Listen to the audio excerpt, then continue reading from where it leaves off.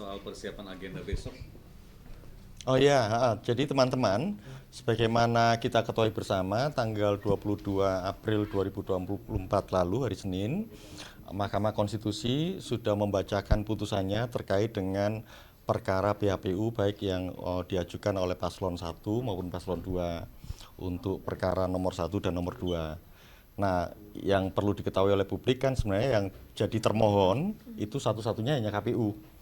Nah, kemudian putusan KPU, putusan MK sudah dibacakan. Nah, hasilnya sudah kita ketahui bersama. Dan kemudian kemarin juga Ketua KPU bersama pimpinan KPU yang lain juga sebentar pasca pembacaan putusan dari Mahkamah Konstitusi juga sudah menyampaikan ke teman-teman media bahwa kemudian itu akan ditindaklanjuti. Kalau berdasarkan peraturan KPU ya nomor 6 tahun 2024 di pasal 14 itu tertera bahwa 3 hari pasca pembacaan putusan Mahkamah Konstitusi, maka paling lambat 3 hari itu KPU akan menetapkan pasangan calon presiden wakil presiden terpilih. Nah, kalau dihitung paling lambatnya 3 hari, berarti besok tanggal 24 April sudah memenuhi tenggatnya. Oleh karena itu besok pagi pukul 10 tanggal 24 April tahun 2024 KPU akan mengundang sejumlah pihak mulai dari lembaga negara, pimpinan lembaga negara, kemudian pemerintah tentu yang terkait ya relevan, dan kemudian partai politik, ketua umum dan sekjen dari partai politik peserta pemilu tahun 2024, juga 3 tim paslon, 3 pasangan paslon juga kami undang untuk melakukan rapat pleno terbuka terkait dengan penetapan pasangan calon presiden wakil presiden terpilih pemilu 2024 di situ. Ada pengamanan khusus nggak untuk acara besok? Kalau pengamanan khusus bagaimana yang kita lakukan ya, ini kan masih dalam tahapan penyelenggaraan pemilu. Sampai sekarang kan posisinya di setiap kali tahapan penyelenggaraan pemilu, koordinasi kami dengan pihak keamanan, dalam hal ini Kepolisian Republik Indonesia, selalu berjalan dengan baik. Terkait dengan pengamanan, tadi kami lihat sudah ada pas pampres, Mas. Berarti ini sudah peralihan dari yang sebelumnya menjadi pengamanan presiden sekarang, Mas, untuk paslon. Ya, kalau mekanisme pengamanan seperti itu ya pihak keamanan yang tahu. Kalau KPU-nya kan basisnya ketika pasca penetapan di pleno terbuka ya untuk rekapitulasi suara nasional segala macam, itu wilayahnya KPU. Kemudian di MK wilayahnya KPU ya tentu menyediakan argumentasi yang sebagaimana diketahui pada saat proses persidangan di MK. Dan kemudian pasca putusan itu dibacakan, ada tenggat waktu 3 hari ya kami harus lakukan penetapan pasangan calon presiden wakil presiden terpilih. Mas, gitu. Masih terkait untuk acara besok, apakah ada himbauan dari pihak KPU ini untuk kubu yang ditetapkan sebagai pemenang untuk tidak membawa massa, atau seperti apa ada aturannya? Kalau himbauan khusus tidak, tapi sebagaimana kita ketahui ya pada saat proses mulai dari pleno terbuka terkait dengan penetapan perolehan suara nasional sampai kemudian persidangan di MK, dan kemarin pembacaan putusan juga sebenarnya relatif situasi juga kita bisa lihat terkendali dengan baik. Jadi saya kira kalau misalnya dari sisi himbauan tertentu kami tidak punya niat untuk mengimbau apapun ya, tapi yang jelas kita tahu betul masyarakat secara luas, secara umum juga sudah mengetahui bagaimana proses ini dijalankan dan semuanya berjalan dengan baik. Aturan pada saat misalnya pendaftaran, kemudian juga debat kan ada aturan jumlah yang boleh masuk. Apakah aturan itu juga akan diberlakukan untuk besok? Untuk besok enggak. Karena memang undangannya agak spesifik ya. Kalau misalnya kan yang jelas tempatnya di aula KPU, tentu dengan kapasitas yang memang sebagaimana diketahui selama ini.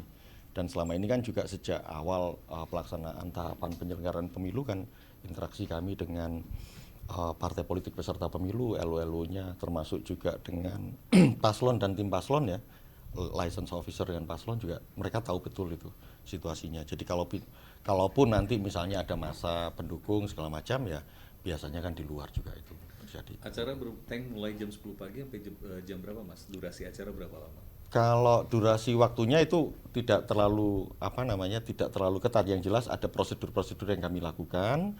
Yang jelas besok itu pembacaan penetapan itu pasti ada berita acara yang kami datangani bertujuh. Mulai tank jam 10. Jam 10. Disiarkan melalui kanal YouTube KPU? Ya pasti itu. Kalau itu selalu live ya. Kalau kemudian stasiun televisi yang lain melakukannya ya itu kan biasanya juga begitu. Karena ini juga momen-momen yang punya nilai ya di situ teman-teman. Ketika paslon udah ada Mas konfirmasinya siapa datang tingkat 3-nya atau? Yang jelas kita kirim undangannya ke 3 paslon soal apakah beliau akan hadir secara langsung sendiri-sendiri itu nanti. Sejauh Tapi ini kan itu diwajibkan semalam atau tidak Prabowo sih, Mas, mengatakan kalau misalnya- akan hadir bersama Gibran. Kalau dari capres yang lainnya, Kita belum dapat konfirmasi. Yang jelas kita undang semua tim paslon, baik paslon 1, paslon 2, paslon 3, kita undang semua. Tapi apakah itu diwajibkan untuk paslon 1 dan 3 untuk hadir atau gimana Mas? Ya yang jelas kami undang. Gitu. tidak wajib. Kita undang aja itu. Yang jelas. Apakah ada kemungkinan kesempatan untuk menyampaikan statement gitu Mas ketika nanti sudah ada penetapan dari masing-masing paslon? Ya kita lihat besok. Yang jelas kan kalau kami kebutuhannya di dalam ruang rapat pleno yang menetapkan calon terpilih kan, pasangan calon presiden wakil presiden terpilih, dan nanti setelah selesai acara misalnya paslon terpilih itu kemudian menyampaikan sesuatu ke media kan bisa dilakukan. Untuk ketiga pihak yang diundang 1, 2, 3 tentu KPU berharap mereka hadir semua.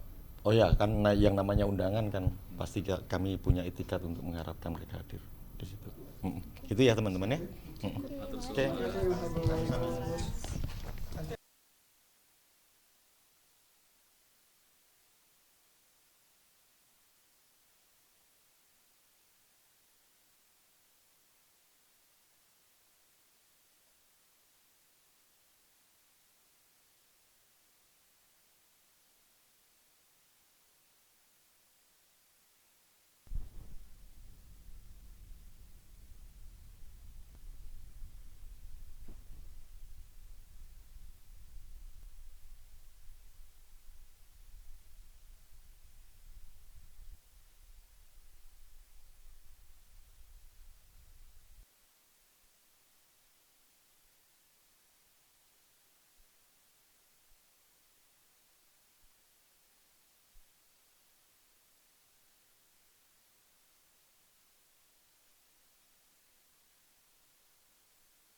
KPU dari partai politik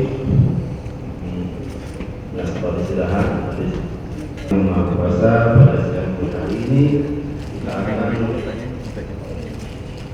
melaksanakan uji publik terkait dengan perancangan PKPU penyusunan daftar pemilih dan juga KPU pileg di Mahkamah Konstitusi. Masih kita uji perkembangannya. Kembali itu karena tahapan pilkada sudah berjalan, PKPU tahapan pilkada dilakukan, kita harus menyesuaikan langkah ini dengan tahapan-tahapan lanjutan. Karena pada saat bersamaan kita harus segera melakukan apa yang disebut dengan pemutahiran atau penyusunan daftar pemilih dalam penyelenggaraan pilkada. Maka ini harus segera kita lakukan, konsultasikan yang kemudian kita tetapkan jadi PKPU termasuk pencalonan nanti dengan isi pencalonan pertama soal pencalonan dan seterusnya.